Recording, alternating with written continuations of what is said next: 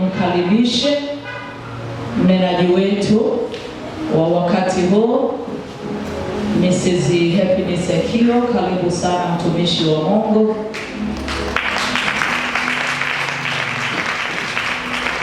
Atajitambulisha vizuri yeye mwenyewe, kisha ataendelea.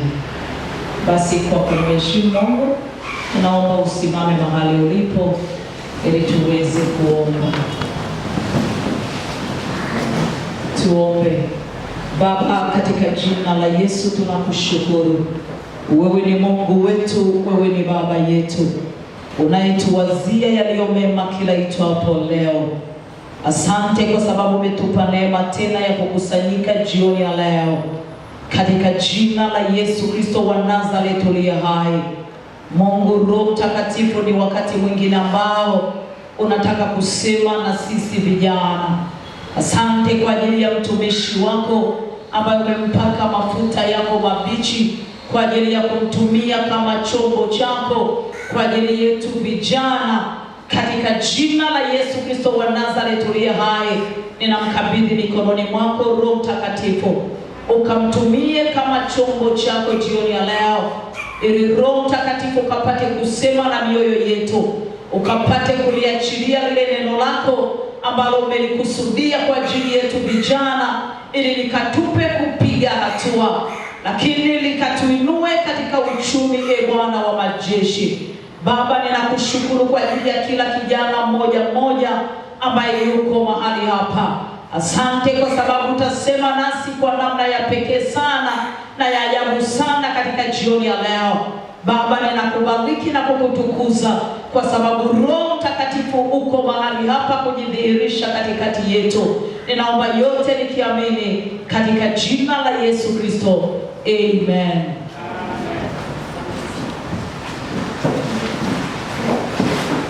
Bwana Yesu asifiwe. Naweza kumpigia basi Bwana Yesu makofi kwa ajili ya mtumishi wetu.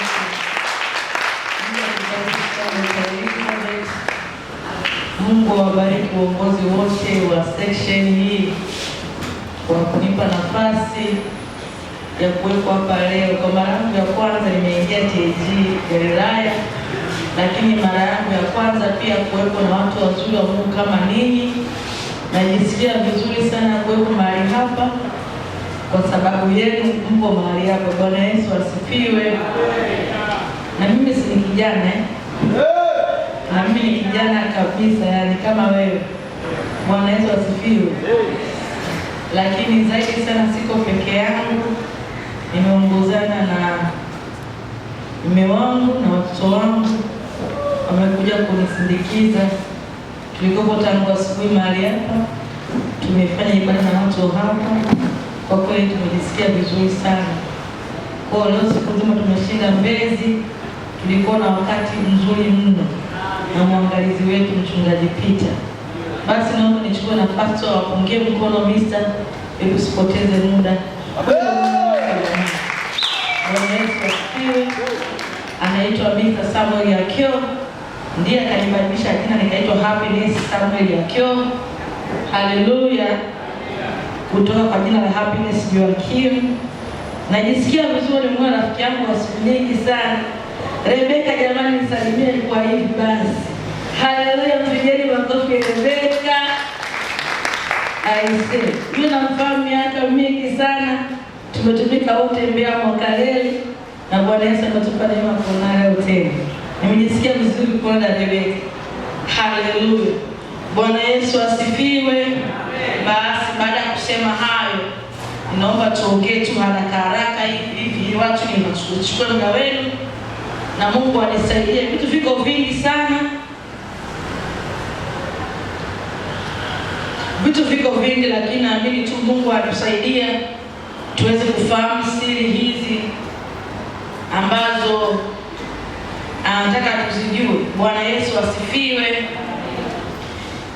Sasa asubuhi niliongea na watu wa Mungu hapa, na nitakavyoongea mchana huu vinafanana sana, lakini natamani baada hapo nijikite kwenye fursa zile ambazo tunazo. Jamani, mimi naitwa Happiness Joakim, kikazi naitwa hivyo. lakini ni Mrs. Samuel Akio. Nimeokoka na mpenda Yesu. Yesu ni Bwana na Mwokozi wa maisha yangu. Na sijisikii vibaya kuitwa mlokole au kuokoka. Najisikia vizuri sana.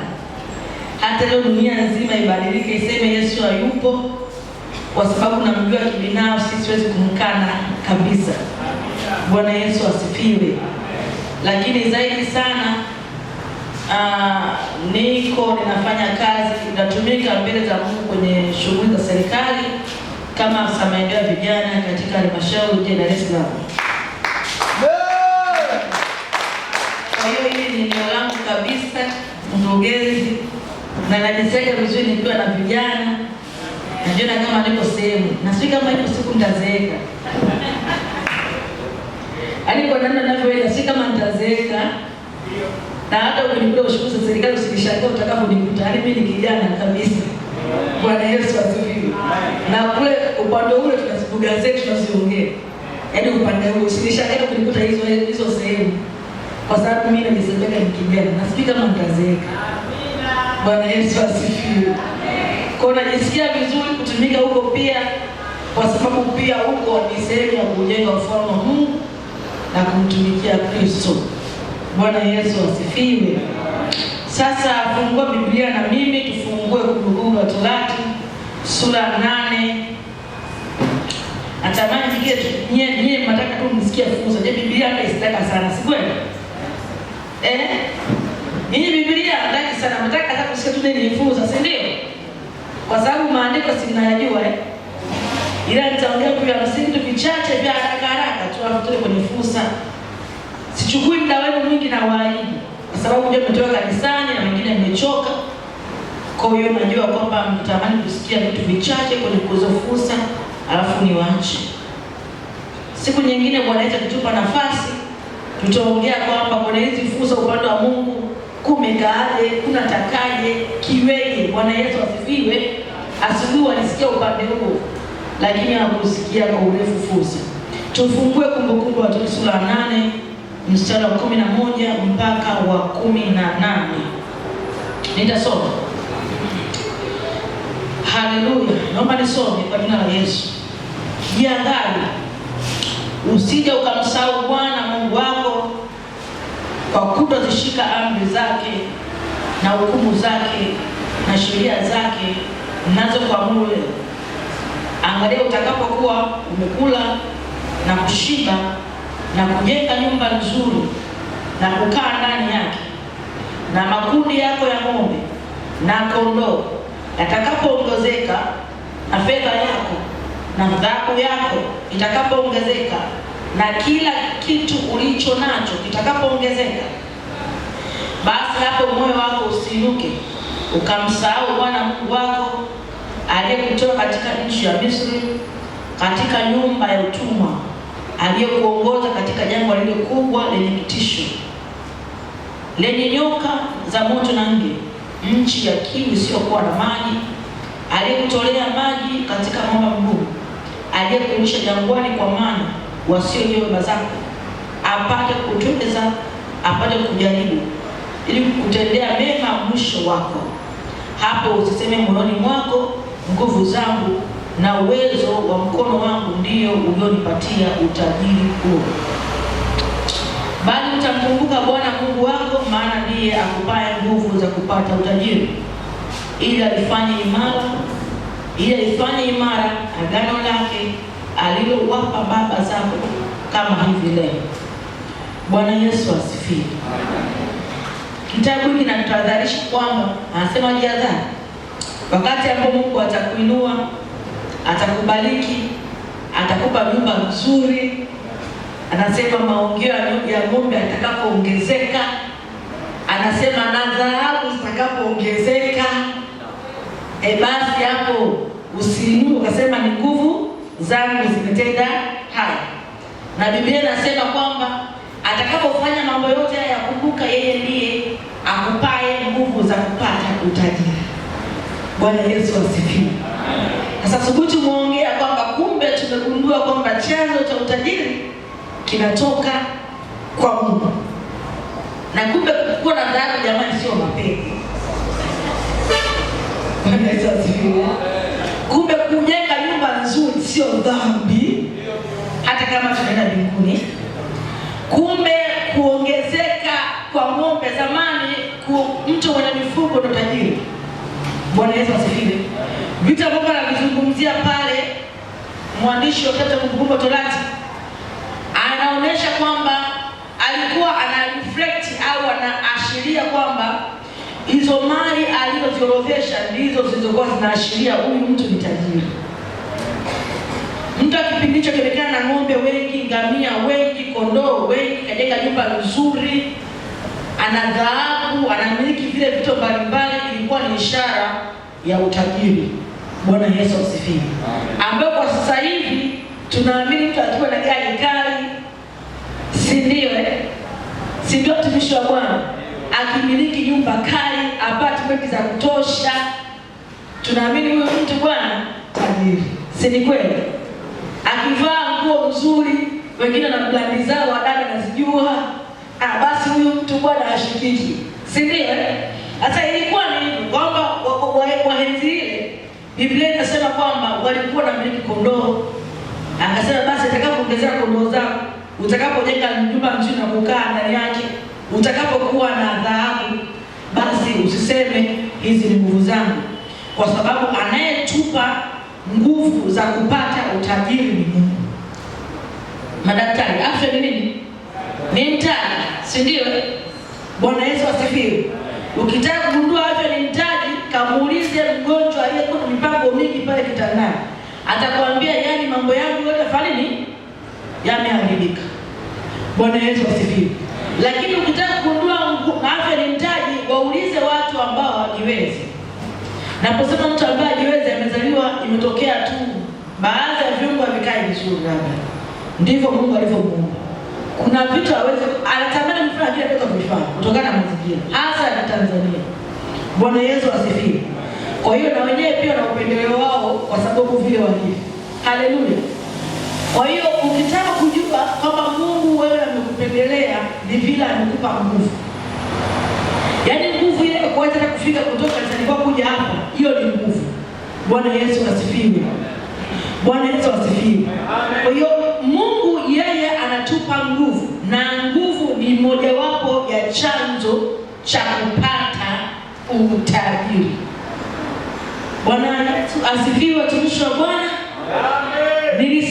Tulisema asubuhi kwamba yani wale wanaosema miujiza ya hela zimeingia kwa mazingaombe, hayo mambo jamani, hebu tuyaondoe vichwani walokole. Sisi Mungu ametuagiza kufanya kazi, kutumia nguvu ambazo Mungu ametupa kupata utajiri. Bwana Yesu asifiwe. Hakuna muujiza wa gunia la mchele kushuka mbinguni. Ilikuwa kipindi cha maana kwa sababu ya mazingira waliokuwa kutoka Misri kwenda wapi? Kanaani. Sasa hivi gunia likishuka kutoka mbinguni sijui. Lile naamini kama Mungu anaweza kutumia watu wa karibu yako kubariki chakula sawa, kukupa pesa sawa. Lakini nguvu za kupata utajiri ndio chanzo cha uhakika cha utajiri wako. Bwana Yesu asifiwe. Niseme mfano, nilikuwa na rafiki yangu mmoja ambaye unajua kwenye familia tofautiana. Yule rafiki yangu ana ukoo mkubwa, lakini familia yao bado Mungu alikuwa anategemea kuinua. Nasema anategemea kuamini kwa sababu usiamini kuna familia hata maskini. Yaani Mungu ana uwezo kukubariki. Ni wewe kufanya maamuzi. Bwana Yesu asifiwe. Yule rafiki yangu kwa sababu alikuwa na ndugu wengi wenye uwezo, alikuwa anaamini kabisa maisha yake yatakuwa kupitia ndugu. Kwa hiyo nakwambia nikiwa naenda kwa ndugu yangu, nabeba nguo chache ila begi kubwa. Najua nikirudi nitakuwa na nguo nyingi. Hapo mmenacho kiongea. Sasa unaweza usiwaze hivyo lakini ukafanana naye. Kwa namna hiyo kwamba mimi ili nifanikiwe ni lazima mjomba anishike mkono. Sawa? Mimi nifanikiwe ni lazima kaka nishike mkono. Na asiponishika mkono, changamoto najua ni shemeji aliyo. Umekusikia namna hiyo? Wanalalamika maisha yao kwa sababu wanakuwa wanahisi kwamba wamesababishwa na watu fulani. kutupatia utajiri ni Mungu. Bwana Yesu asifiwe, kaka na wadada. Mwenye nguvu za kutupatia utajiri ni Mungu. Ninaongea haraka tu hapa, tamani kwamba nisipoteze muda wetu, lakini nataka kusema Mungu yeye atamani watu wake, wewe watazamaji tu wa maisha mazuri. Mungu anatamani na sisi tuwe sehemu ya mafanikio. Haleluya, haleluya.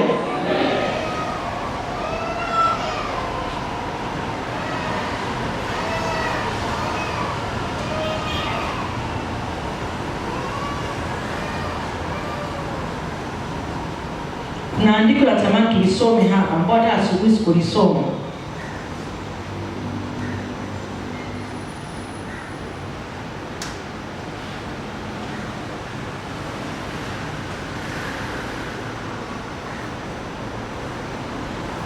Kuna kitabu cha Galatia kama sikosei, kama kuna mtu atakatafutia haraka, ile andiko sikulisoma asubuhi, ambao nasema sisi tu uzao wa Mungu.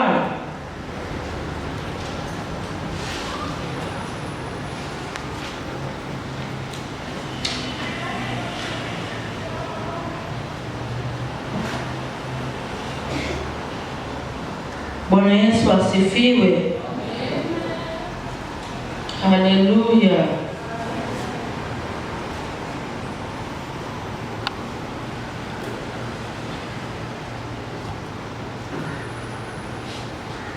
Kuna andiko nitaitafuta kwa baadaye hapo tuweze kujua kabisa kwamba sisi Mungu ametupendelea.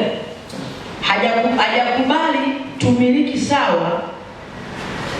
Haleluya.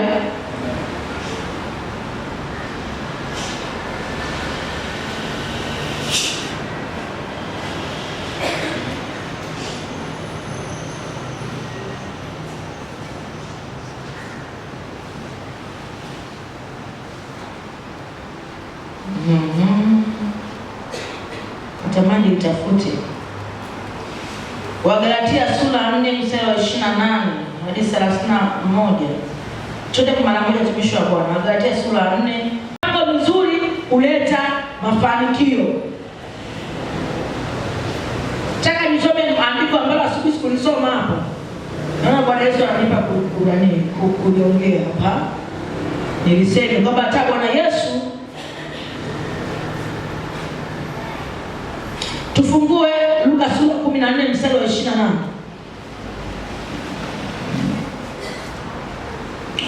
Biblia inasema, maana ni nani katika ninyi kama akitaka kujenga mnara, asiyeketi kwanza na kuhesabu gharama kwamba anaanza kumalizia, asije akashindwa kumaliza baada ya kupiga msingi.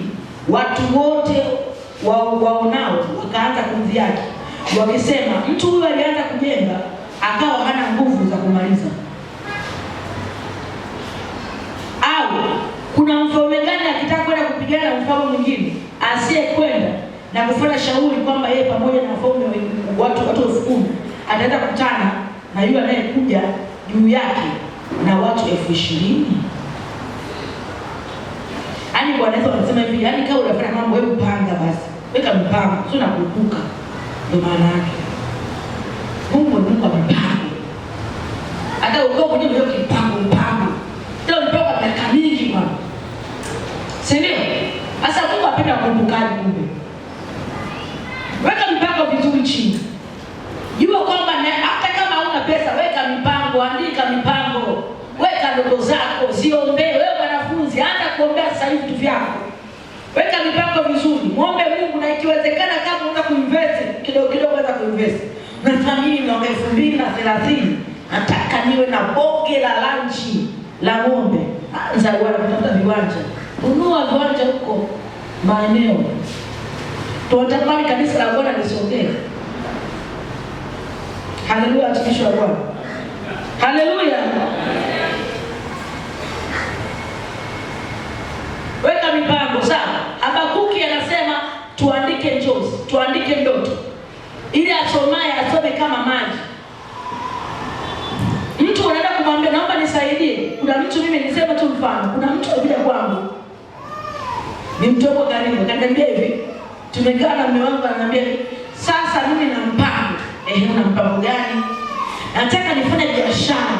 Wapi? Huko Sengerema. Sawa. Biashara gani? Nataka nifanye biashara ya kufanya hiyo wakala. Sawa. Shilingi ngapi mtaji unataka? Milioni 2. Tupa mchanganuo milioni 2. Hadi milioni 2 tanua line. Nimesikia kwa rafiki yangu ameniambia kwamba nikinunua line nitalipa sana. Sawa. Alafu na nitapanga chumba, nitakuwa wakala na chumba kingine nitakuwa naenda kulala. Kwa hiyo faida utaipata kwa muda gani? Hajui. Subiri nikampigia simu tena nimuulize. Umeshafeli biashara mpaka hapo? Ujui kitu. Na hakuna mtu anayeweza kukupa hela kwa namna hiyo. Habakuki anasema, fungue Habakuki. Na kuna hela zinaanguka huko. Bwana Yesu asifiwe. Habakuki sura ya 2 mstari wa 2 na 3. Usome vizuri tuelewane mimi na nyinyi hapa, sawa? Msije mkaenda kukopa mikopo ya halmashauri huko, mkaanza kudaiwa mkasema watu sio hawana hekima. Bwana Yesu asifiwe. Sura ya 2 mstari wa 2 na 3.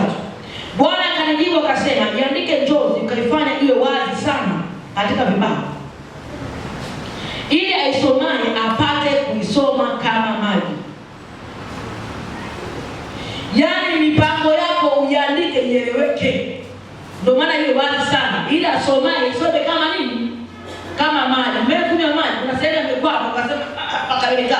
Yanashuka yenyewe.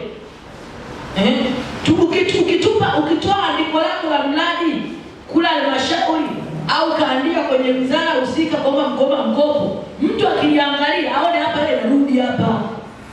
Sasa unakumjomba hata kama mkopo ndio mjomba hiyo usingetoa hata wewe. Bwana Yesu asifiwe. Haleluya. Unakuja na mipango mepesi kwenye hela za watu, nafikiri mchezo. Wewe ungeomba ungepewa hiyo, ungetoa hiyo. Mtu akikuangalia na kuulizia ni kama kitu ambacho umeambiwa ukijui.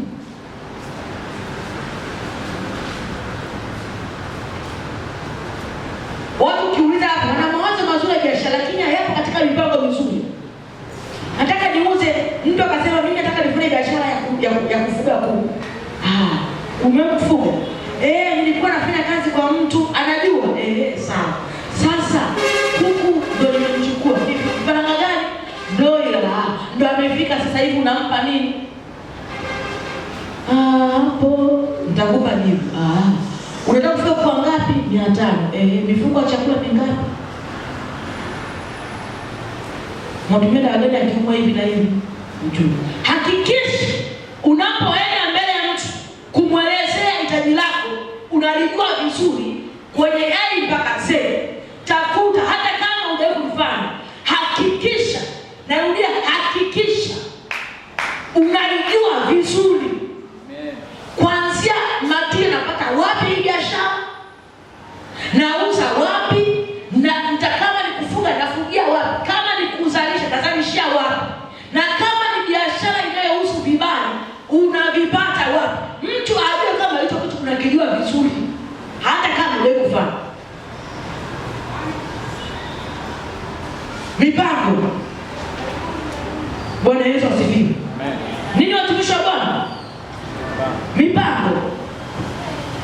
Jambo lingine nimeongelea habari ya uwezo wa kufanya kazi. Sio kila mtu ambaye anaweza kufanya kazi.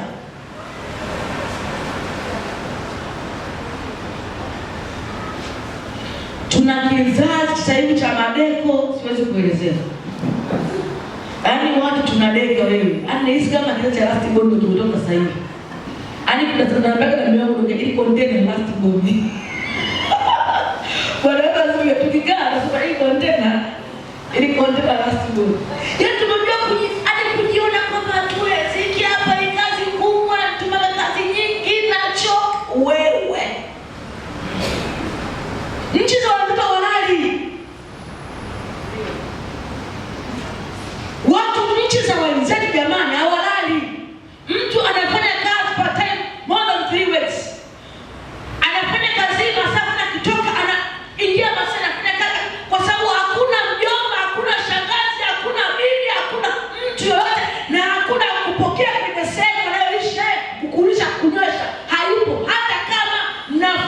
hapa Tanzania. Hamjanielewa. Kule chakula kinapikwa kwa gramu. Nyinyi mnakuwa chips zake imejaa hivi. Kule kwa gramu.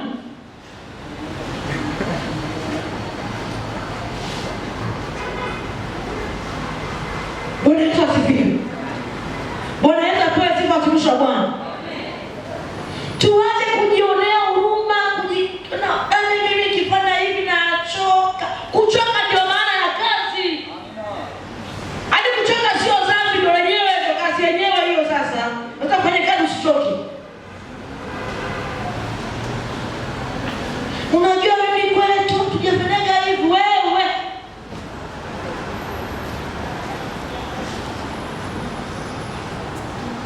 Bwana Yesu asifiwe. Bwana Yesu apewe sifa. Sisi kama vijana ambao tumeokoka, tunamjua Mungu, Mungu anadai bidii kwetu. Amina. Umeajiriwa. Jamani, nataka niongee na wadada ambao wameajiriwa. Tunajifunza kwa Yusufu. Yusufu alifanya kazi kwa bidii. Jamani, wewe uishi hapo, kuna sehemu unakwenda. Hautabaki hivyo milele. Bwana Yesu asifiwe. Narudia, hamtabaki hapo milele. Kuna sehemu Bwana Yesu anawapeleka. Hapo ulipo ni stepping stone. Take it easy. Alikuwa anachoka makini, don't take it easy. Usichukue kama ni challenge. Hiyo kazi ifanye kwa bidii yote. Yaani hiyo nakwambia ni blandi hapo. Hiyo maana kujiblandi. Hii ni blandi, si ndio? Hii ni blandi. Kijana akitaka jiblandi, unajua huyu bwana akimpa kazi, wewe imeisha. Hata kama utaondoka hapo kwa mazingira ambayo sio mazuri, lakini wanasema yule kijana ni kweli tulipishana hapa, lakini kazi anafanya umekosa tendeza. Umekosa tendeza. Bwana asifiwe. Na kuna wengine Mungu amewasaidia. Walikuwa wanafanya kazi za kawaida kama ndani, wengine mashamba boy, wengine tu walikuwa vibarua kwa watu. Lakini leo hivi tunavyoongea wanaenda kwao.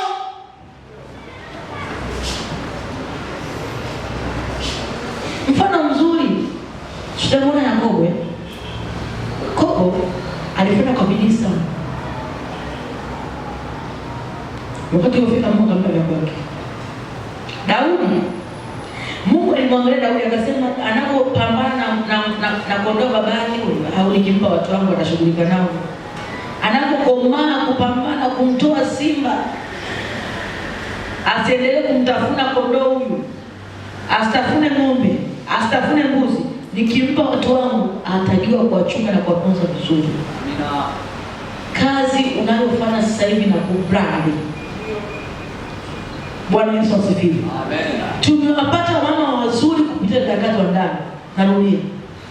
Tumepata wamama wazuri. Wamama wachungaji wazuri. Wanaopokea wageni, kulea watoto, kwa sababu walikuwa wanafanya kazi ndani. Wapo na wamfano kuigwa. Bwana Yesu asifiwe. Kwa hiyo kazi unayofanya usifikiri kwamba ni ya kawaida. Hiyo kazi itakupa kazi nyingine. Nasema hivi, hiyo kazi unayofanya sasa hivi itakupa kazi nyingine. Juzi nipo kwenye mkesha wa vijana Mwenge. Mimi natokea Mwenge TG. Juzi nipo kwenye mkesha wa Mwenge, nikatoa ushuhuda wao. Unayemwona hapa aliwahi kuwa na kazi yake kupiga deki kanisani na kusugua vyoo.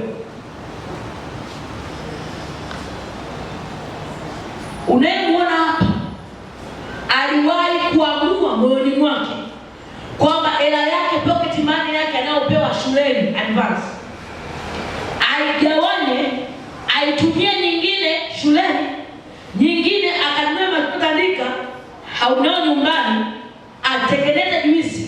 Jumapili akafundisha watoto, anawapa juisi bure. Haleluya.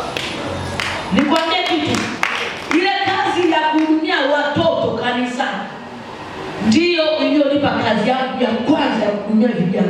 Sio hiyo ninaongea kazi nyingine.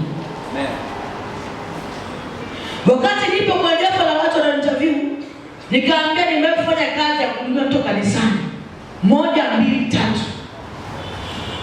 Nilipotoka nikajua kazi nimeikosa kwa sababu sikuna kitu cha kuonyesha zaidi hicho. Ndio nimesoma chuo. Nimeondoka ile kazi nikaipata.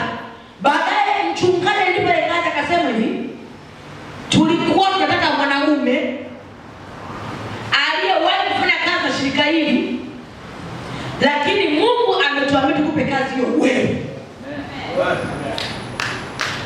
Bwana Yesu asifiwe. Ninaongea na watu ambao wanafanya kazi za kawaida makanisani. Wanafanya kazi ambazo hazina heshima kanisani. Ambao wanafanya kazi za kawaida majumbani kwa watu. Nikwambia hiyo kazi ifanye kwa bidii sana. Ipo siku story itabadilika. Bwana Yesu asifiwe. Bidii jamani, bidii. Kuona wanafanya kazi. Lakini naomba niulize swali. Wewe unafikiri ni wakina nani ambao Mungu amewapanga kwamba hawa wanafaa kuwa matajiri? Ukiwaza kawaida haraka. Watu wenye sifa gani ambao Mungu amewapa kwamba hawa yaani hawa kwa kweli ni waumba peke yao, yaani hao wanapikiwa ndio sasa kula mema nchi. Wakina nani? Wakina nani? Wakina nani? Waliokoka. Lakini tunakusema kwa peke yake. Tumeongea zile principles, ndio? Bidii, si ndio Watumishi wa Bwana, si ndio? Yaani kuna watu tunavyoongea hivyo wanasema wale ujui wewe. Yaani mimi na nasaba langu uje kumiliki lunch la ng'ombe mimi. Ndio unaongea mambo mengine uelewe. Kwanza familia yetu sisi hajaitokea mtu aliyemiliki gari la Prado. Labda niambie, wewe. Haijawahi kutokea. Yaani hapa nilipo sasa hivi. Mwingine anasema wewe ujui tu. Mimi nimeishia darasa la pili, hata kwa jina langu sijui. Yaani mtu yeyote ana nguvu tu. Sawa? Na kiongeza nguvu ya Mungu ndani ambayo inatupa akili ya mambo yote. Huyo mtu ni candidate, yaani ni mtu sahihi sana wa kufanikiwa kiuchumi.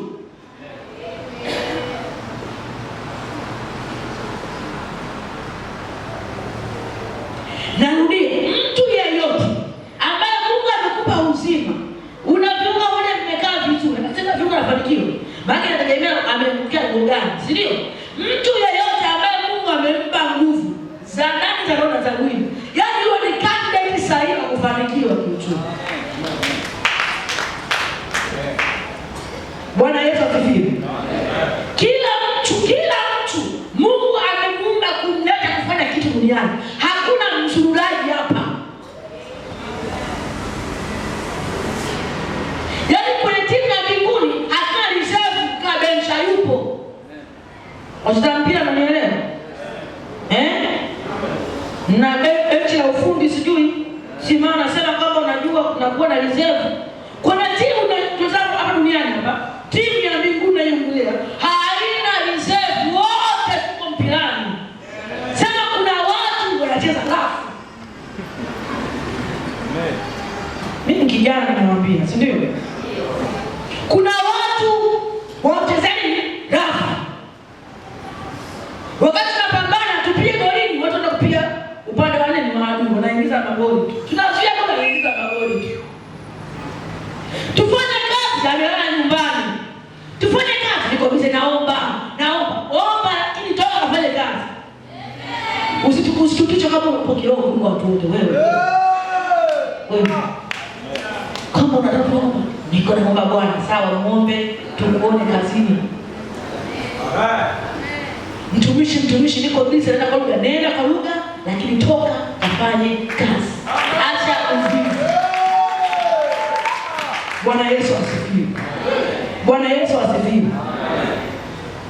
Tena shara miujiza iliambatana nayo, waliambatana kwa sababu walikubali kutoka kufanya huduma. Wasingetoka na kuambia hakuna kiwete angetembea. Hivi kuna mwombaji kama Yesu? Yesu aliomba Yesu. Aliomba alibaki ustahimili Gethsemane. Alitoka. Hakuna muujiza bila kutoka.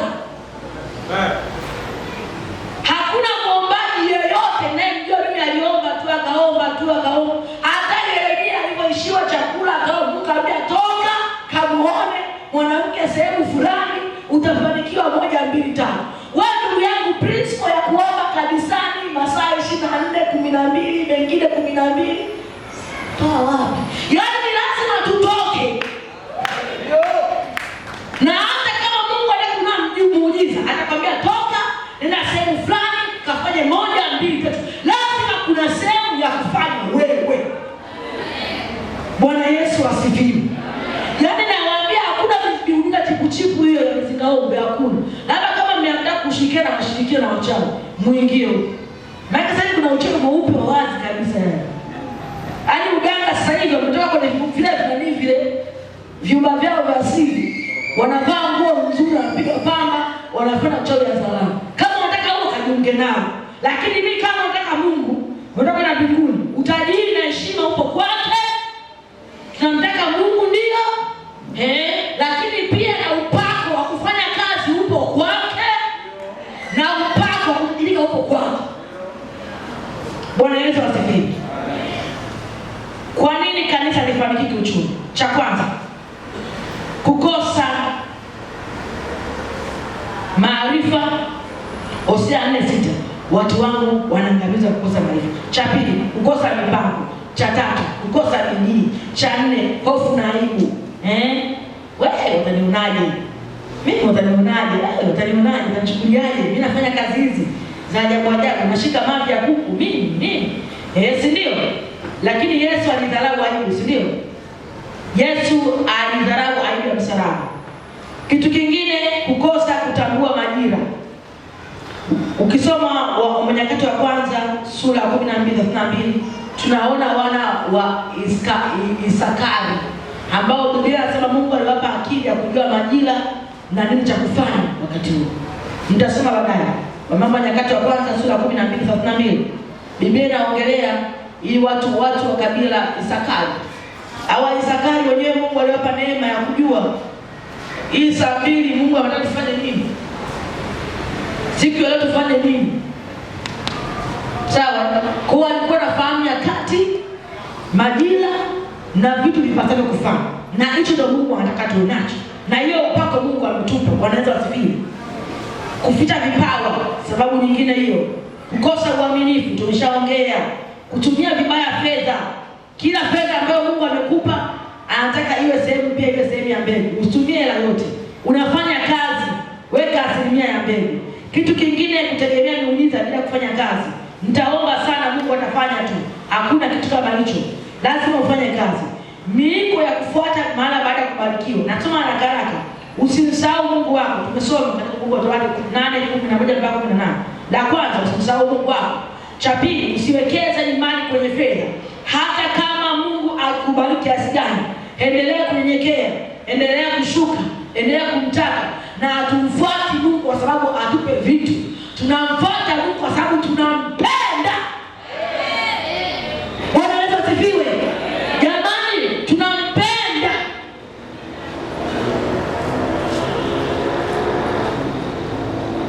Ukiona unaenda kwa Mungu kwa sababu wewe umeogopa mapepo, hujamjua Mungu vizuri. Ukiona unaenda kwa Mungu kwa sababu tu unaogopa moto wa milele, wewe unampenda Mungu vizuri. Ina maana kusiyekuwa na moto, wewe uko mkakati mzuri tu. Tunachotokea, kusiyekuwa na mapepo, wewe kama ndio mtu wa ovyo, si ndio? Yaani tunaenda kwa Mungu kwa sababu tunampenda. Akubariki, utaendelea kupiga magoti na kutoka na makamasi na kunena kwa lugha kama kawaida. Asipokubariki bado ni Bwana na Mwokozi wa maisha yako. Lakini karibu kubarikiwa kiuchumi, nimeisema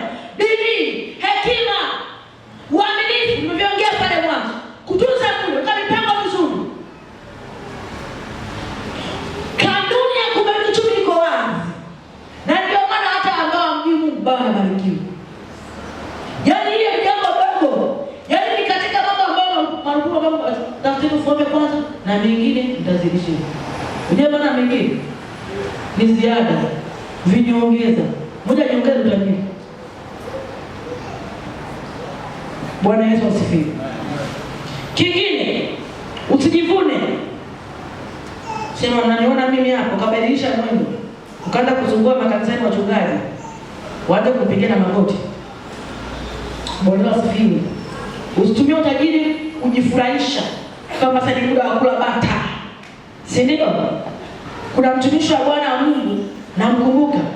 Kuna kipindi hicho cha nyuma tukio leo tunatumika. Tunafanya huduma. Hadi ile kuna baba nilikuwa naikumbuka. Mungu akamsaidia. Kaingia kanisa fulani.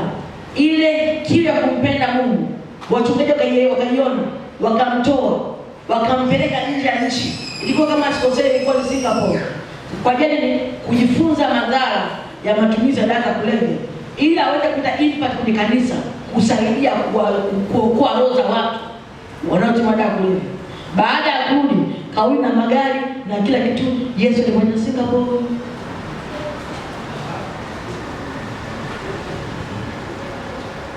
Kama kuna hasara mbaya hiyo, kishapata pesa na kula bata. Si ndio? Sisemi tusivae vizuri, tusimuombe Mungu, tusiende sehemu nzuri tukana familia zetu. Kula na yeye ni bana, si ndio? Avijana bwana mtikii vizuri sasa hivi. Kula ni bana. Bwana Yesu asifiwe. Yaani mkurugenzi siku kiamua kutoa out ya utajua sasa kama kula ni bana. Yaani ni mtumishi mzuri kama mtumishi mwingine tu. Mimi sana kwenda kwa lugha mtumishi wa Bwana.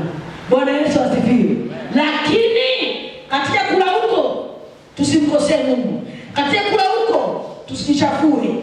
Lakini lengo pia la Mungu, nia yake kutupa utajiri ili tumtumikie Mungu, ili tuwezeshe kazi ya Mungu, ili tuwasaidie wachungaji wetu. Bwana Yesu asifiwe. Tuwasaidie wenye uhitaji. Haleluya. Wakikaa watutaje, lakini angalizo lingine, usionee watu na kuwadhalilisha kwa sababu una pesa. Kuna wengine Mungu atawabariki, ndio kwenye familia mtoto wa mwisho kabisa, ndio mtoto wa mwisho wanakadema kama Mungu anakaachiliana Bwana. Sasa unajua kuna wengine wakishakuwa matajiri, wadogo dada zao wote wanataka waamkie wapishe viti. Fahamu nafasi yako, hata kama Mungu amekubariki kiasi gani. Wanaostahili heshima ni kwa heshima. Mtazidi kubarikiwa. Bwana Yesu asifiwe. Jambo la mwisho, usisahau wewe ni mmiliki tu. Wewe sio mmiliki, wewe ni wakili tu wa mali za Mungu, sio za kwako. Na ndio maana ukiondoka unaziacha. Bwana Yesu asifiwe. Unajua maana ya wakili? Anayesimama badala ya sio ndio mwenye nacho. Ukienda kwenye kesi, wakili anasimama badala ya wewe ni advocate tu. Unasema mimi ni advocate mambo ya watoto. Kwa nini mtoto? Mimi sasa mimi hapa ni advocate wa masuala ya watoto. Na haki za watoto. Mimi ni mtoto. Sasa wewe ni advocate wa mali za Mungu, sio za kwako. Sawa eh?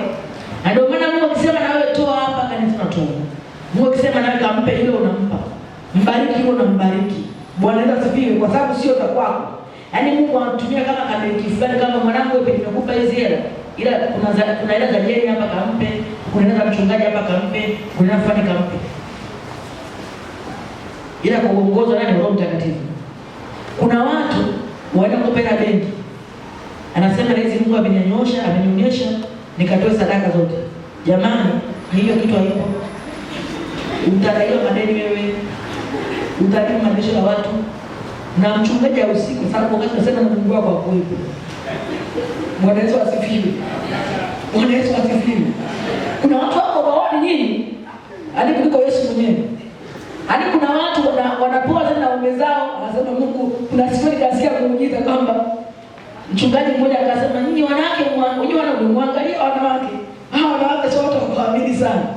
Yaani muangalie wanakwenda makanisa hivyo mnawakagua. Shangaa baba hata nyumba amesema Mungu ameniambia nipeleke kanisani. Bwana Yesu asifiwe. Sisemi msitoe, tunatoa sana. Lakini Mungu ametupa akili katika mambo. Sio ila mkopo wa mashauri. Sasa tunaenda penyewe sasa. Twende kwenye fursa. Vijana wa miaka 15 mpaka miaka 17, nyosha mikono. Hapa ndio unapopenda mimi. Nifanye kitu kikubwa. Ndio mtaki ungefahamiki. Miaka 15 mpaka 17, nyosha mikono. Naona wewe. Nitawainua kwa sababu mwingine ndio kuumilia. Haya, 18 mpaka 35. Hapa mtuko wewe. Wacha. Haleluya. Haya, 35 mpaka 45. 35 mpaka 45. Okay, tuko wachache. Sasa. Tunaanza. Kabla sijaongea hiki naomba niongee kitu kimoja. Kuna mfumo unaitwa yes. Yaani yes ni kama yes ya Kiingereza ndio. YES ambao unasimama badala ya youth. Ongea maana Kiingereza tutanielewa nini kwa wasomi. Hapana hapa sasa hivi wote wanasomi siku hizi. Unasimama badala ya youth empowerment system. Yes. Youth empowerment system. Mara baada ya Mheshimiwa Rais kukubali tuwe na wizara ya maendeleo ya vijana, Mungu alitupa neema, akaita Mheshimiwa Waziri wa wizara husika, akaita maafisa vijana wote Dodoma, akatamani kusikia mawazo yao kwa habari ya kutengeneza mifumo, kila kitu kikae vizuri ili vijana tuje kazini sasa kuhudumia Gen Z. Yes, ndio Gen Z. Tengeneze mfumo ambao vijana akibonyeza hapo anakutana fursa zote anazotaka. Tuligundua kwa sababu vijana hawataki kujisumbua kuangaika kupata fursa. Tukaandaa mfumo mwepesi ambao akiingia huko akibonyeza tu anakutana kitaka. Anataka kusoma nje, anasoma nje. Anasema anataka kusoma ndani ya nchi, anasoma ndani ya nchi. Anatafuta ajira, anapata. Nataka nipate ujuzi, anapata. Bwana nishiriki mikutano ya vijana, anapata. Nataka nipate zabuni serikalini, anapata. Nataka nipate mikopo ya wizara, anapata. Hapo tumeona tumeshauri. Ni baada ya kugundua kwamba vijana wengi Tanzania hawajisumbui kutafuta fursa. Hapa tukiuliza wangapi wanafahamu serikali za mitaa zilipo? Wewe itakuwa wangapi? Ukiuliza hapa mtu anamjua mtendaji wa kata, wewe. Bwana Yesu asifiwe. Watumishi na huko kwa mnaenda hata kusalimia tu, Unaingia ofisi za kata, unaambia mkuu ndio kusalimia tu. Mimi naenda fulani, ni kijana mtaa huu, kama una kitu cha kunituma niko tayari. Tunaanzaga hapo. Sema watumishi wa Bwana yani. Wanini kuongea naye? Si ndio? Sisi tunaweza Roho Mtakatifu Bwana. Unaongea na mtendaji wa kata wa mtaa, ana nini? Jamani, tunaenda kuwasalimia ofisini, si ndio? Unapita mara moja, unaambia mkuu ndio kusalimia. Mimi ni James John, nakaa mtaa huo wa Makurunge. Sasa. Lakini pia mimi na ujuzi huu na huu. Lakini kama unakaza kumtuma, kama niko hapa tayari nipata kufanya. Tunaanzia hapa. Unatoa namba yako ya simu pale unaondoka. Unachukua namba yako ya simu unaondoka. Tangazo, unakusafisha mtaa humo. Na unafika unamsalimia, mheshimiwa kusalimia. Kesho kutwa jambo lako, famu yangu hapa chapu kwa haraka na kujua. Yenda wasema hivi ndio wanaofanya kazi wengine wananielewa. Wananielewa. Ndio kodi na wao. Sawa? Kwa hiyo fursa ya kwanza ni huo mfumo. Huo mfumo ingia kupitia simu yako ya Android. Jamani wale wenye iPhone ndio ilikuwa kwenda kununua simu Marekani, mtusamehe kidogo. Tunaongea na wenye Android. Kwa sababu iPhone unachagua baadhi ya applications, ndio. Android ukifungua pale andika vijana connect.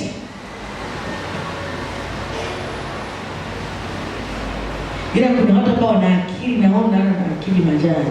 Yaani majini wanasema hawaandiki popote. Yaani wenyewe Mungu amewapa extraordinary akili. Nafikiri zile akili za kina nani zile? Za kina Daniel nyinyi huko level nyingine tuwagusi. Amgusiki watumishi wa Bwana, amgusiki. Kwa hiyo watakumbuka kwamba nilipoongea vijana connect kumbuka. Hawana shida. Yaani nyewe mmetoboa, sawa?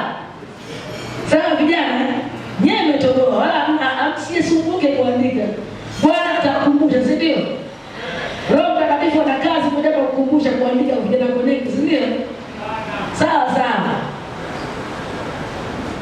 Ukiingia kwenye hiyo application, ukidownload, wale ambao wana 15 mpaka 17 watatakiwa kujaza taarifa kujisajili kwa kutumia namba ya cheti cha kuzaliwa. Hadi hapo tumeelewana?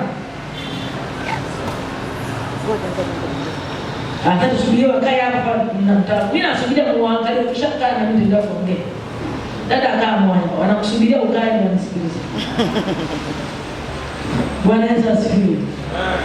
Tayari yupo Haya sawa. Sasa ukija kwenye ule mfumo, watu wa 10 mpaka 17 wanajisajili kwa kutumia cheti cha kuzaliwa. 18 mpaka 35 wanatumia namba ya NIDA.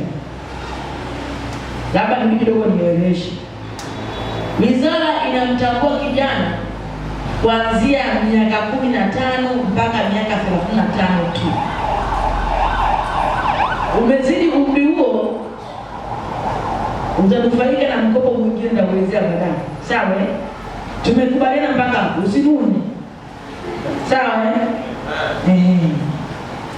Sasa wenye miaka 18 mpaka miaka 35 wanatambuliwa na huo mfumo kujisajili kutumia namba ya NIDA. Sasa kuna watu wengine ni Watanzania kabisa halali. Kabisa yani. Na amezaliwa mjini hapa Dar es Salaam. Hivi ninavyoongea ana namba ya NIDA. Na anasubiria serikali imtumie namba nini? Ya NIDA. Mungu mzuri sana, si ndio? Tuna shida gani tunaenda mbinguni sisi, si ndio? Namba ya NIDA Mungu ataiulizia. Si ni kweli? Yani nini? Bwana Yesu asifiwe. Ya nini? Lakini ndio kusema kitu gani? Jamani, mfumo ule tunatamani tuwanufaishe Watanzania tu. Nimeeleweka? Sasa tunakutambua kwa vitu hivi. Cheti cha kuzaliwa, namba ya NIDA. Lakini mfumo ule unataka kuhudumia vijana tu. Tukiamini vijana hawana nyumba ya kupeleka benki apate mkopo. Tunaamini kijana hana shamba.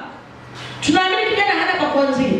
Kwa tunaamini kwamba huu mfumo tukiacha ukiolela wenye umri wote waingie, kuna watu watakosa hizo fursa ambao ndio wahitaji hasa. Sasa mnataka kupigia serikali makofi. Pigie na nini jamani?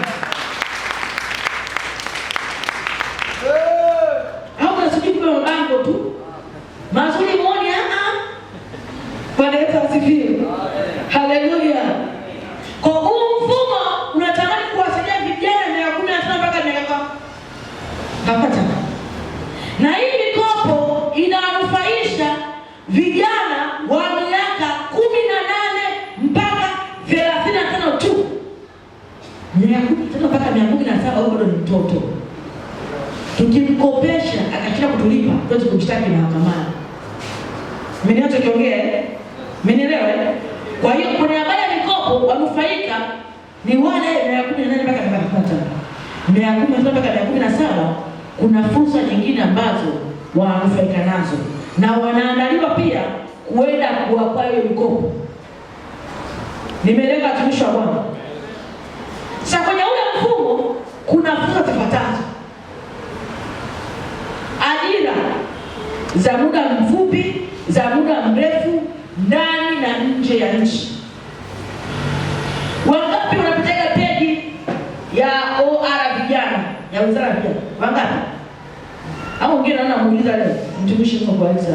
Wengine wangapi wanafahamu Diamond? Kwa sababu mko mbele ya mchungaji, Mchungaji hao watu wanafahamu mpaka Diamond sasa hivi watu wangapi? Anaishi wapi? Na amejenga wapi? Wanafahamu, wanakuficha, mimi najua. Bwana Yesu asifiwe. Private anapoishi si najua. Yao unataka usapo mlokole mwenzenu. Eti watumishi wa Bwana. Bila Kongo anakaa wapi? Amjui? Wewe. Bwana Yesu asifiwe. Wizara ya Maendeleo Vijana inapatana na peji ipi? Mambo hayo. Sio mambo yenu. Mambo sio roho kabisa. Nyie mnaenda mbinguni. Sio tumishi wa Bwana. Tunaenda wapi? Kwa Baba. Yaani kuna watu tukifika mbinguni tunatamani uishi ovyo. Yaani Mungu akifika kwa pole kwanza mwanangu, sio pole kwa sababu umepitia, lakini pole unisumbua. Ulihangaika, uliishi kwa shida. Nasema Mungu nataka nimpeleke ya walipeleka madereva kwenda Qatar. Nchi ya Qatar. Sawa Mmeacha kiongea? Madereva. Sasa kuna mtu mwingine hapa kila siku anataka driving license iko hapo. Tena kubwa tu. Na kuna wengine anasema uko niende mbali, wewe hamna karibu, kila sehemu ni mbali tu. Nategemea umetokea wapi? Safari yako imeanzia wapi? Bwana asifiwe. Bwana asifiwe. Tena kutoka mikono mwa serikali ni salama Kwa sababu mnapoondoka mnaanza kabisa, mnakuja mnajiandikisha, mmeomba, mnakubaliwa kupitia serikalini. Mkimaliza hapo, serikali kule upande wa pili kuna ubalozi unawapokea. Ila usiende kwenye nchi za watu kizembezeni. Watumishi wa Bwana sawa Mtu ateseka sana kule sawa Lakini zimetoka nafasi hizo, changamkia. Useme mimi nimekuja Sukumani, nimekuja hapa Dar es Salaam, ninaje Uarabuni, si Katari, ninaje si Marekani, wewe nenda kafanye kazi. Utoe pesa. Bwana Yesu asifiwe. Haleluya. Kuna fursa za ajira za ndani na nje ya nchi. Kuna fursa ya mafunzo mbalimbali ya ujasiriamali, masomo ya uharia, masomo ya wale wamama wadogo Kiswahili na kwanza kichaka, lakini hao mama ambao Mungu amewabariki watoto kabla ya wakati sawa zile kupata mimba za utotoni kwa hiyo wale pia wana mafunzo yao kwenye huo mfumo ambao akisajili anasema nauza mtoto, mfumo usajili na kumuuliza una mtoto, anasema ndio. Wangapi? Wawili. Unaangalia umri wake, mfumo sasa kitokea nafasi kwamba nataka wale wa mama ambao watoto wapewe mafunzo, mfumo unamchagua yeye pekee yake. Sawa Mimi nataka una ujuzi gani? Mimi nifunge mechanic. Zikitokea nafasi za Afrika inakuita wewe pekee yake. Kwa mfumo umekaa vizuri sana. Lakini pia kuna mafunzo ya vyuo mbalimbali. Mfano kuna mafunzo ya VETA. Unakuta watu wengine amesoma huko mtaani, amekaa tu nje na meza na mama Jenifa, kafundisha kushona ushonaji, ni fundi mzuri, lakini hana cheti. Kwa hiyo anachukuliwa, anaenda kule kusoma bure. Anapelekwa VETA au Don Bosco. Bure. Serikali imeshalipia. Kazi yake ni kulipia nauli, kwenda kusoma kwa bidii, kurudi. Na sio muda mrefu, muda mfupi tu, miezi 5 kumaliza. Na ukishamaliza hapo, unapewa cheti kama wewe tunasema miaka 3. Nini kwa nini tunafanya hivyo? Tunawaandaa vijana, ikiwezekana tunapoenda sasa hivi jamani, nchi zinazidi kuungana kama utabii ulivyosema, kuandaa mazingira ya kupiga Kristo. Kwa narudi naenda corona au je kumtaelewana tu. Nyote kiongea. Kwa hiyo East Africa itaenda kuwa pamoja. Kutakuwa na uwezekano wa watu wa Kenya kupambania fursa kwa Tanzania, hasa kwenye miradi ambayo tunaungana nayo. Mmesikia kuna ujenzi wa nini? Wa SGR Tumesikia kitu?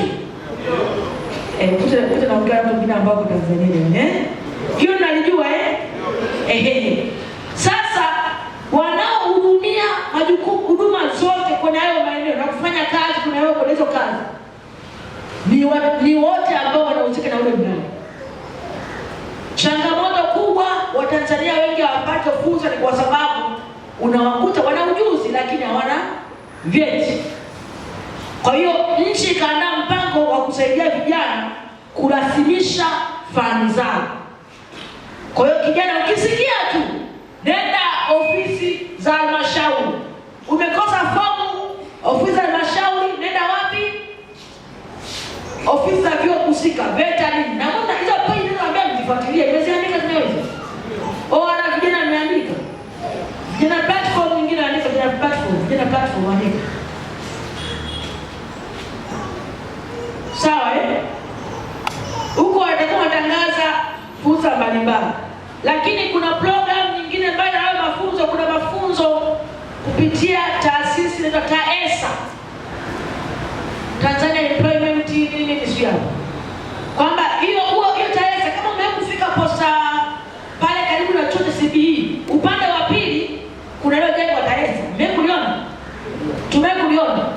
Kwenye ile jengo wanatoa fursa za mafunzo kuhusu ajira, lakini pia ajira za muda mfupi na zile kujifadhili wetu au internship wanazitoa.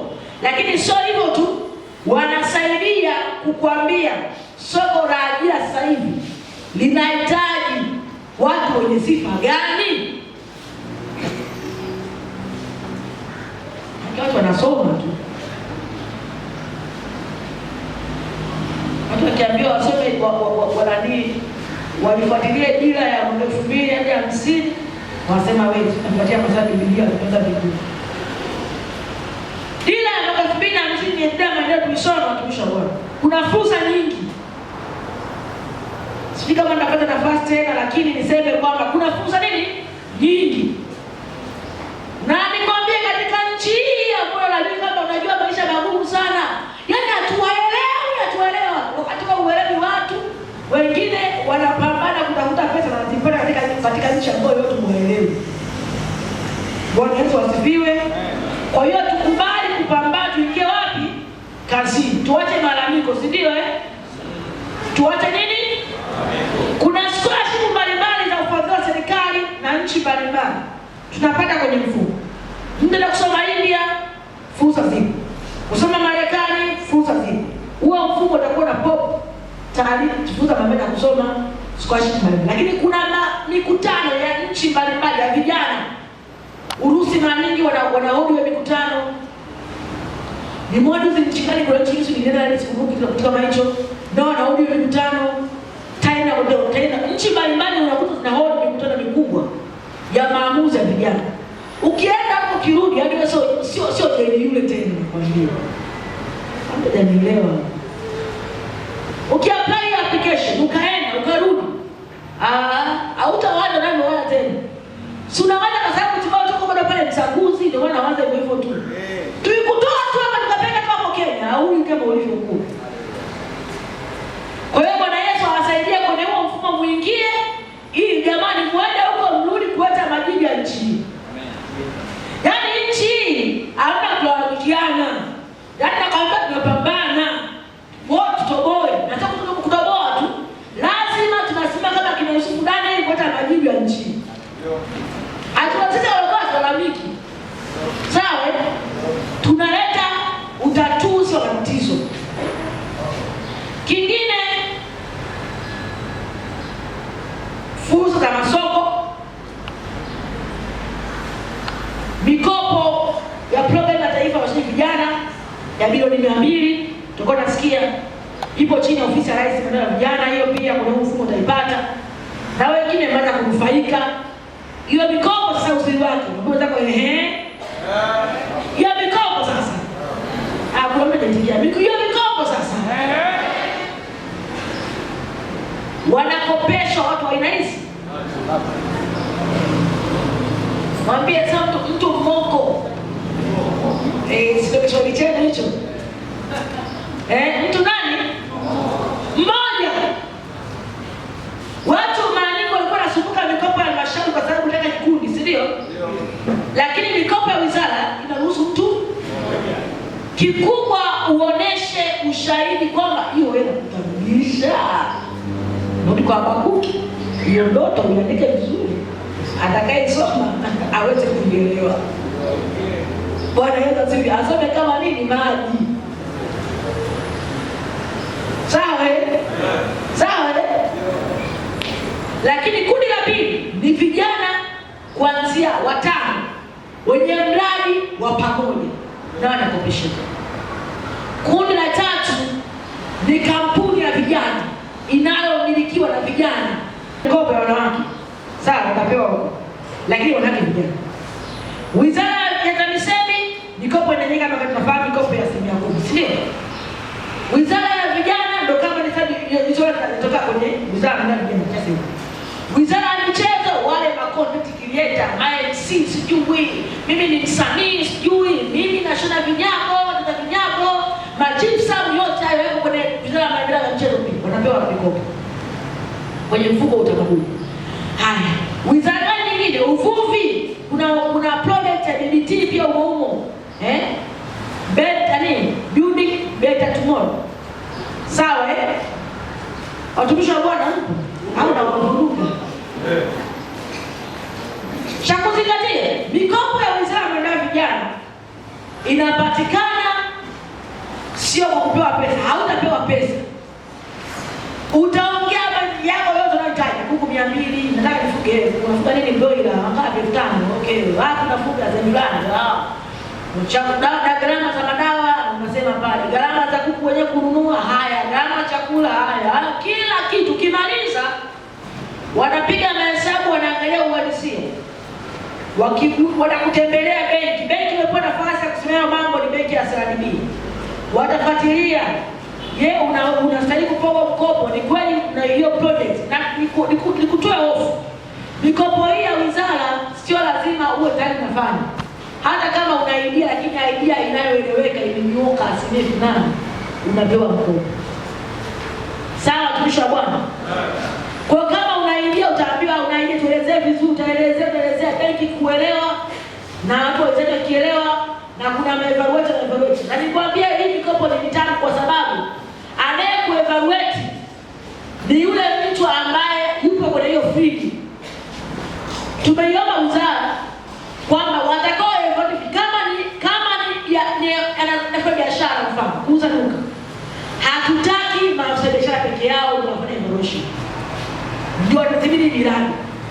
Tunatamani pia mfanyabiashara ambaye yupo wapi kwenye hiyo biashara, kwa sababu yeye yuko field, anaweza kuelezea uhalisia wa hiyo biashara, kwa sababu tunaamini kuna maafisa biashara ambao hawana biashara. Umeelewa? Haya.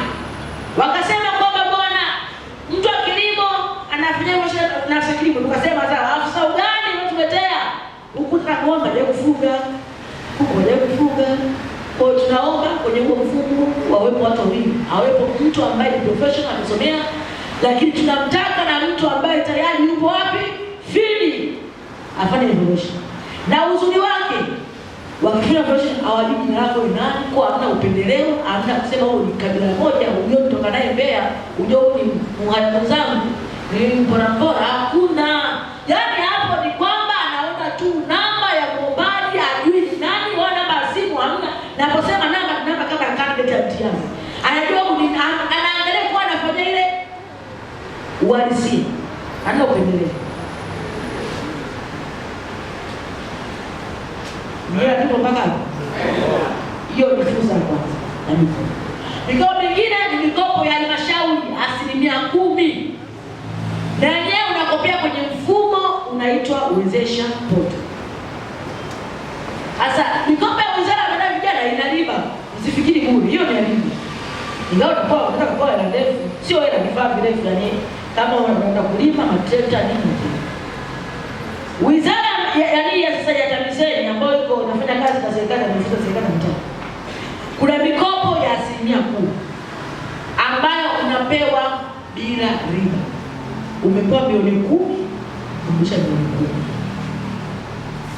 10. Sasa wale ndugu zangu wale wazee wa makamu kama mimi, mpaka miaka 45 hapo, wewe ni kijana eti unapata mkopo. Sawa? Mikopo ya 10% kuanzia miaka 18 mpaka 45. Wewe ni mnufaika wa nini? Wako. Taratibu zake. Nenda ofisi za serikali za mitaa wakutambulisha, ndio utambulishe. Nenda ofisi za kata, nitafuta afisa maendeleo ya jamii aliyekuwepo akushauri kuandika maandiko, kuandika nani kwambie mkopo wa halmashauri unakutaka kikundi.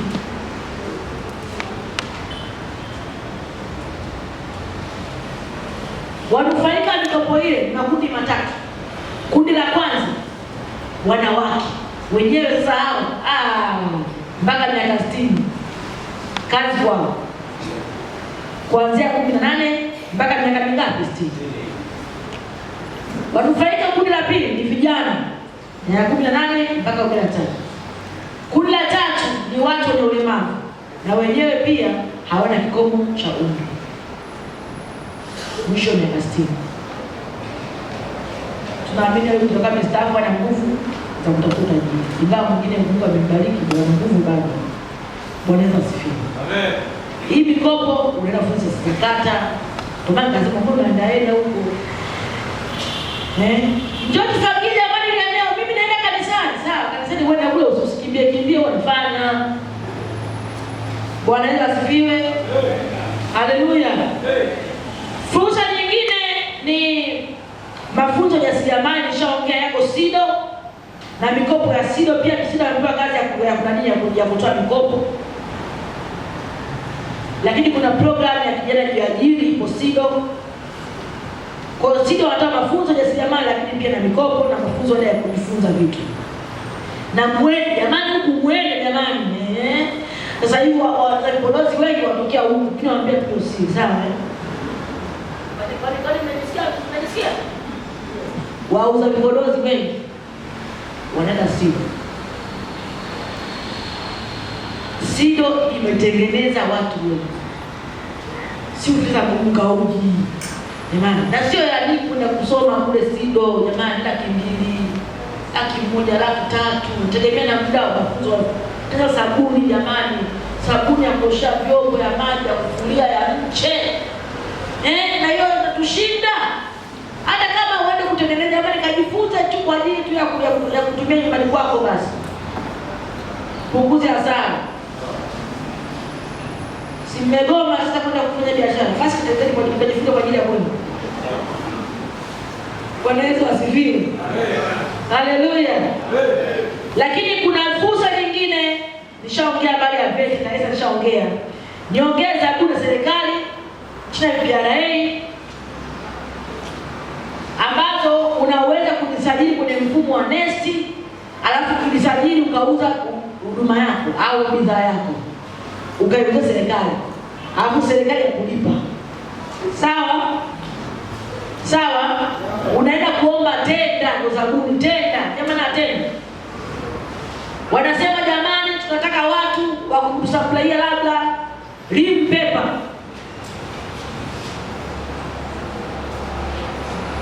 Kama mtaji mzuri milioni 10 au 20, unaangalia na yeye wanataka nikutumie ndio baada muda gani wanakulipa, unaingia kuomba tena.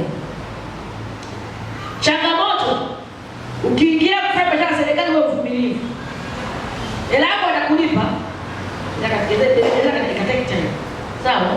Lakini kulipo ni sawa, mwisho bwana. Haleluya. Lakini kuna sabuni ya 30% ya vijana. Yaani hii sasa ile kwa ajili ya vijana, wanawake na watu wenye ulemavu.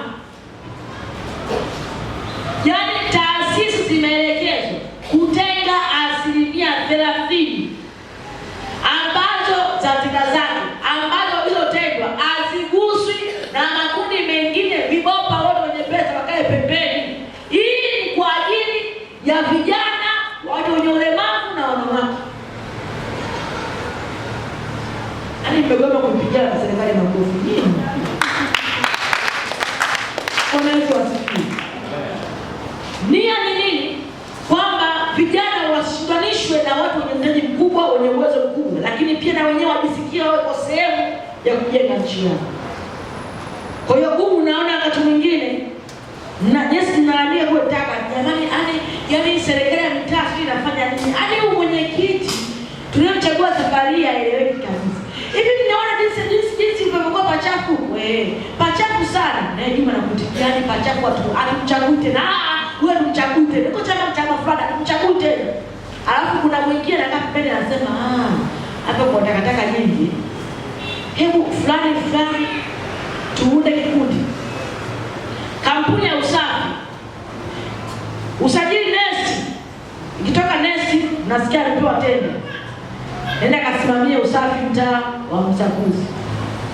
Anakuja pale Msakuzi, amepewa ruhusa kwamba wachangie kila moja 2,200. Na kulalamika kwako, wewe ambaye unapenda kulalamika, auoni fursa una matatizo, wenzako wamesha mwambia ilikuwa fursa, wanakula 2,000 yako na utaitoa. Mtake usitake. Bwana Yesu asifiwe. Kwa hiyo kuna fursa za 30% za mpango wa PRA wa manunuzi kwa makundi maalum. Lakini kuna fursa kwa watu wa ICT, watu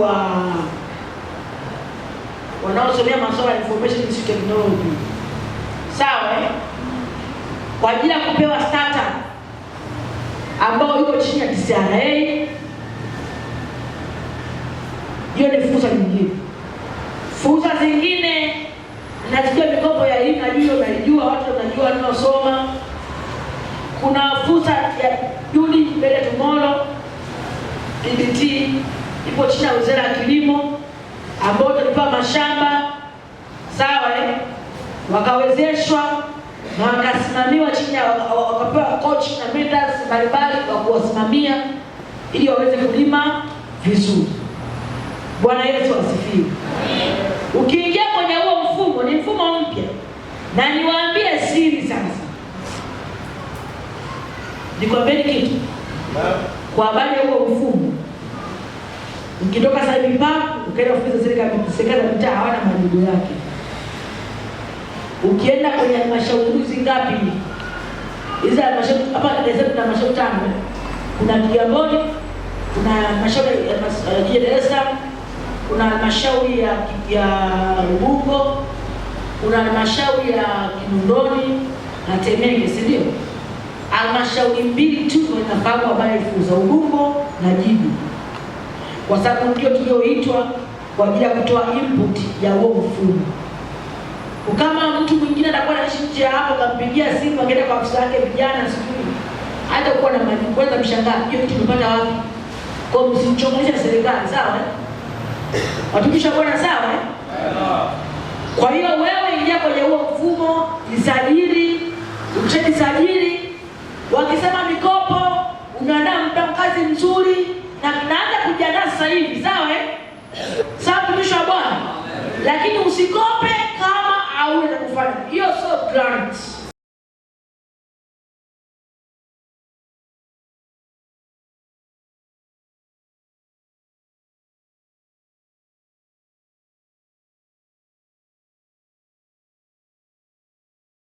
Kila kitu Mungu amemaliza. Kiupindi kama mafanikio yetu sio kama Mungu anaandaa sasa hivi. Hapana. Yaani baraka zako wewe Mungu ashaziandaa, zipo tayari. Biblia inasema msalabani Yesu alimaliza kila kitu. Anaposema kila kitu na maana nini happiness? Kuna story ya mafanikio. Mungu anataka tu nione sawa sawa. Nini nikachukue? Yaani Mungu sasa hivi ana kazi ya kuumba wewe ubarikiwe. Kashamaliza. Bwana Yesu ameshamaliza kazi yake, kila kitu ameweka sawa sawa. Maisha ya kiroho kamaliza. Maisha ya kimwili kamaliza. Anachotafuta sasa hivi ni mtu kutumia ile mamlaka